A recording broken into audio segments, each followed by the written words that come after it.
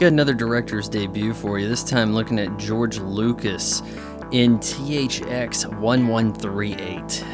Yeah, I watched this on Amazon Prime Video streaming, and what a seductive title that is. The Good, George Lucas's directorial debut, is a dystopian future ruled by bureaucracy, a polished avant-garde European aesthetic with unconventional shot framing and more contemporary editing. The Bad, George Lucas's first and last foray into softcore porn. The plot probably made more sense in his head. So THX 1138, played by Robert Duvall, is one of many workers in an underground city of the future where all wear white and do as told. His roommate is some shaved ginger chick who I suppose gets in trouble with the law for mating out of season. THX 1138 is accused of having a failed kidney, I guess. So he's sent to rehabilitation and then plots a contrived escape. Lucas's gift for world building is front and center. There's more of it than there is character or story. You have religious practices replaced by automation. There are holograms, even silver android police on bikes. T-1000 much? For a 1971 film, it sure doesn't look the part, and it's a far cry from Star Wars with extreme close-ups, cuts to black, and off-center talent. Forget about a John Williams score. What I heard was fittingly future ambiance and less like 70s sci-fi. It's worth mentioning that then complete unknown Francis Ford Coppola serves as executive producer. Amazon's only available version for streaming is a 2004 director's cut. Like the Star Wars special editions, there's a considerable and obvious amount of CGI enhancements.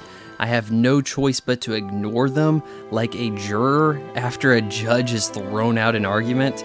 So when THX 1138 boosts a Lola T70 Mark III, I just assume the theatrical version didn't have the highway chase sequence. The movie ends, yeah, some heavy spoilers, with THX 1138 discovering that his mate has been killed, so he flees, wrestles CGI monkeys, which may or may not be referred to as Wookiees, climbs an impossible shaft that's actually just filmed with the camera at a 90-degree angle, only for the police T-1000 bots to determine that bringing him in has exceeded the budget, so they give up and turn tail. So THX 1138 climbs out of the city's protective shell, which isn't even sealed, and sees the sun, and in this out-of-focus shot, I suppose the evidence of birds indicates the evil state has lied.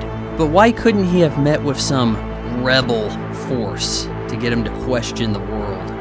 There's no embodiment of the establishment, and Robert Duvall might have 5 lines in the movie.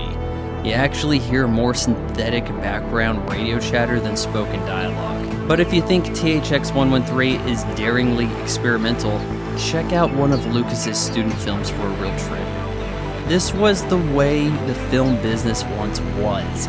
Studios took chances on kids straight out of college, gave them millions of dollars, and put their stuff in theaters so it would have a chance to turn a profit. Now, no one directs a movie in their 20s, and it would seem that the freedom a Harrison Forded George Lucas has been kicked to the curb in favor of sure bets on franchisable, established brands in an attempt to replicate Lucas's Star Wars.